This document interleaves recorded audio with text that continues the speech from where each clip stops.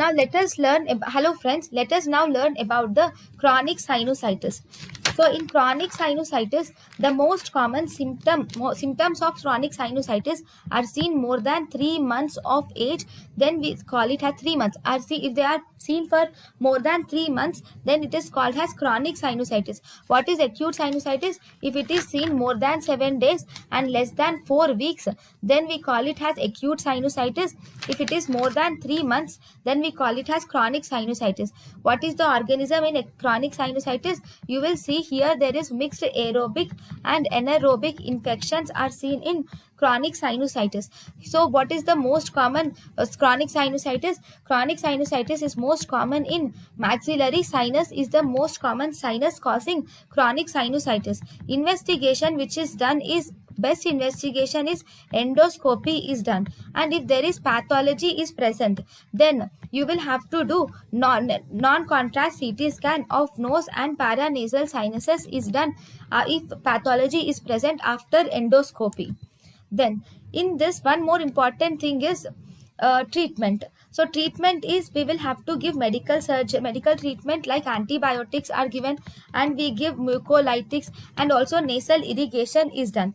But the best important thing is giving surgical treatment. In the surgical treatment, indication of surgical treatment is only if the medical treatment fails, then we give the surgical treatment. In the surgical treatment, it is given after 3 to 4 weeks of failure of medical treatment, then you do surgery. The best surgery is functional endoscopic sinus surgery. Either for chronic maxillary sinusitis or frontal sinusitis, the best is functional endoscopic sinus surgery. If this is not possible, then we go to other surgeries nowadays. So we can do one antral lavage can be done.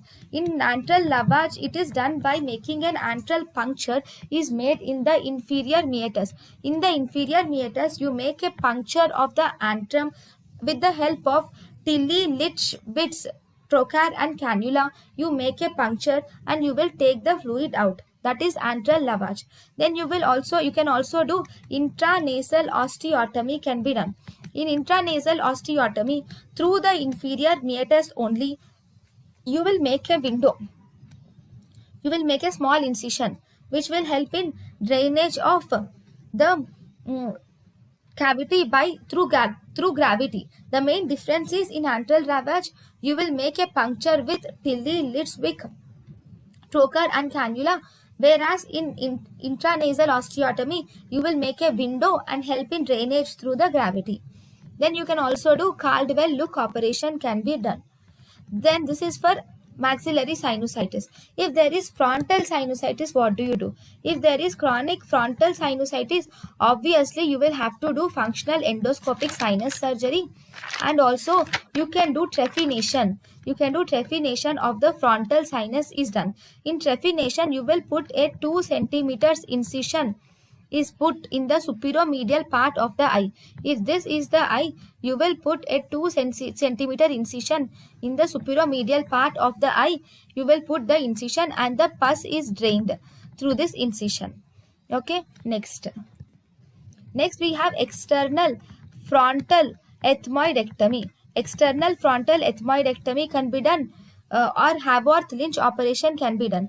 In this, the frontal sinus is entering through the inner margin of the orbit. Through the inner margin of the orbit, you will enter the frontal sinus. Okay, so these are the main things. So I have said, if it is 7 days to 4 weeks, if there are symptoms of sinusitis, it is acute sinusitis. After 3 months, that is 12 weeks, it is chronic sinusitis. What is in between? Between 4 weeks to 3 months, this is called as subacute sinusitis. Okay, then what about recurrent sinusitis? When do you call it as recurrent sinusitis? Recurrent sinusitis is if 4 or more episodes of sinusitis are present for 7 to 10 days in a year, then you call it as recurrent sinusitis.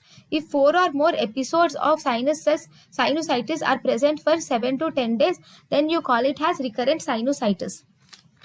Then one more important thing is fungal sinusitis. So in fungal, what do you see in fungal sinusitis? In fungal sinusitis, So if you see in the fungal sinusitis, what is the most common cause? The most common cause of fungal sinusitis is trauma. It is most commonly seen in traumatic cases, compound fractures, or in immunocompromised states like diabetes mellitus, or in steroid conditions, or if the patient on immunosuppressive agents. In all these cases, the fungal sinusitis can occur. In fungal sinusitis, the most common organism is actually Aspergillus is the most common organism.